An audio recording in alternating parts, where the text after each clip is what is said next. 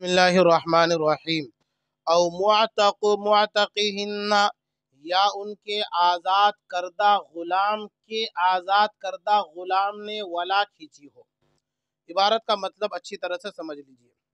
دیکھیے آپ black board میں نے ایک نقشہ بنایا ہے، عنوان ہے جر ولا معتق معتق، یعنی معتق کے معتق کی ولا کا حاصل ہو جانا، کھینچنا، یعنی آزاد کردہ غلام کے آزاد کردہ غلام کی ولا کا حاصل ہونا۔ صورت مسئلہ اس طرح سے ہے، آپ دیکھ پا رہے ہیں بلیک بورڈ میں کہ فاطمہ ہے، یہ فاطمہ سیدہ ہے، یعنی سیدہ سے مراد مالکن، سیدہ سے یہ نہیں کہ نبی صلی اللہ علیہ وسلم کے آل و اولاد، یہ نہیں، بلکہ سیدہ سے مراد یہاں پر مالکن، اور یہ معتقہ بھی، آزاد کرنے والی بھی۔ کس کو آزاد کرے گی وہ آگے آ رہا ہے۔ بہر کہ فاطمہ یہ سیدہ ہے، مالکن ہے۔ فاطمہ کا ایک غلام ہے زید۔ زید کس کا غلام ہے؟ فاطمہ کا۔ اس لیے میں نے زید کے نام کے آگے کیا لکھا؟ غلام۔ پھر اس کے بعد زید فاطمہ کا غلام ہے، فاطمہ نے اپنے غلام زید کو آزاد کر دیا، تو اس لیے میں نے زید کے نام کے آگے غلام کے علاوہ معتق بھی لکھا۔ کیوں؟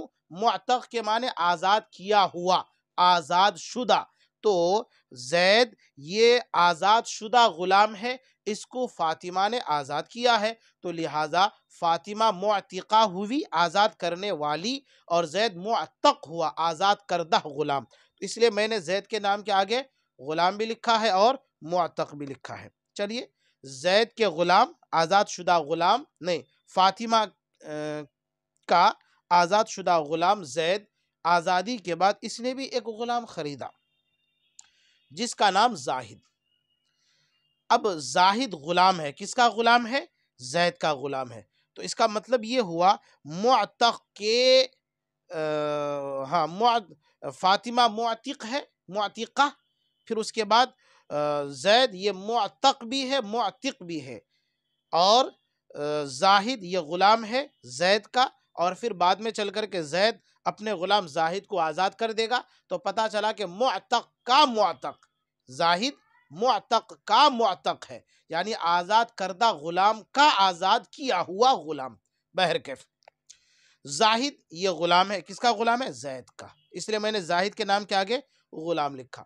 تو زاہد نے اپنے مالک، اپنے آقا زید کی اجازت سے فرقان کی آزاد شدہ باندی راشدہ سے نکاح کر لیا۔ راشدہ یہ سابق میں پہلے کبھی فرقان کی باندی تھی، فرقان نے راشدہ کو آزاد کر دیا، تو گویا کہ فرقان معتق ہوا اور راشدہ معتقہ، آزاد شدہ غلام، آزاد کردہ باندی، غلام نہیں بلکہ باندی۔ تو راشدہ یہ پہلے باندی تھی، اب باندی نہیں ہے، تو لہٰذا اب ہم کیا بولیں گے؟ آزاد شدہ باندی۔ تو زاہد نے اپنے آقا زید کی اجازت سے یک آزاد شدہ، کسی کی آزاد شدہ باندی سے نکاح کر لیا۔ ٹھیک ہے، تو میں نے زید اور راشدہ کے بیچ میں زوجین نام لکھ دیا تاکہ یہ بات واضح ہو جائے کہ یہ دونوں آپس میں میاں بیوی ہیں۔ چلیے، شادی ہوئی دونوں کی، بہت اچھی بات، مٹھائی کھلانی چاہیے۔ تو اب جب دونوں کی شادی ہوئی، شادی ہونے کے بعد دونوں سے ایک لڑکا پیدا ہوا جس کا نام ہے نعیم۔ بہت اچھی بات، نعیم بیٹا پیدا ہو گیا۔ پھر کیا ہوا کہ زاہد کا بھی انتقال ہو گیا، ادھر اس نعیم کی ماں راشدہ کا بھی انتقال ہو گیا۔ زاہد کا انتقال ہوا اس حال میں کہ زاہد زید کا غلام باقی تھا۔ اب سوال یہ ہے کہ نعیم یہ اکیلے بچا ہے، روپیہ پیسہ کمایا، پھر اس کے بعد نعیم کا بھی انتقال ہو گیا۔ اب سوال یہ ہے کہ نعیم کا ترکہ کون لے گا؟ نعیم کی ولا کو کس کو ملے گی؟ چونکہ نعیم کے ماں باپ حیات سے ہیں نہیں، اسی طریقے سے نعیم کے دیگر ورثہ رشتہ دار ہے نہیں، تو اب نعیم کی ولا کس کو ملے گی؟ نعیم کا انتقال ہو چکا ہے۔ تو جواب یہ ہے، چونکہ نعیم کا باپ زاہد غلام ہونے کی حالت میں انتقال ہوا تھا، اس لیے نعیم کی ولا باپ کی طرف نہ باپ کے واسطے سے باپ کے آقا کو نہ ادھر کہیں جائے گا، بلکہ نعیم کی ولا اس کی ماں کے واسطے سے اس کی ماں کو آزاد کرنے والا جو اس کا آقا تھا فرقان، وہاں نعیم کی ولا چلی جائے گی، اور فرقان نعیم کی ولا کا حقدار اور مستحق بن جائے گا۔ یہ مسئلہ بالکل صاف ہو گیا، کلیئر ہو گیا۔ پھر اگر یہ اب اگر سے میں عبارت کا مطلب سمجھانا چاہ رہا ہوں۔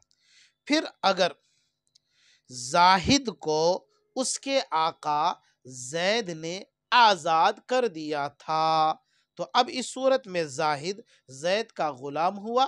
اب چونکہ زید نے اپنے غلام زاہد کو آزاد کر دیا تو لہٰذا زید معتق ہوا، آزاد کردہ غلام۔ تو اب ہوا یہ کہ زید نے اپنے غلام زاہد کو آزاد کر دیا۔ اب زاہد کو آزادی مل گئی ہے، لہٰذا اب زاہد کا انتقال ہوا، ادھر نعیم کی ماں یعنی زاہد کی بیوی راشدہ کا بھی انتقال ہو گیا۔ اب سوال قائم ہوا کہ نعیم کی ولا کسے ملے گی؟ نعیم اب مر رہا ہے، ماں باپ کے انتقال کے بعد اب مر رہا ہے، اب نعیم کی ولا کس کو ملے گی؟ جب نعیم کا باپ زاہد غلام ہو کر کے مرا تھا تو اس صورت میں نعیم کی ولا اس کی ماں کے واسطے سے اس کا جو سابق آقا ہے یعنی فرقان وہاں جا رہی تھی۔ اب نعیم کا باپ زاہد اس حال میں مرا کہ وہ آزاد ہو چکا تھا، اس کا آقا زید نے آزاد کر دیا تھا۔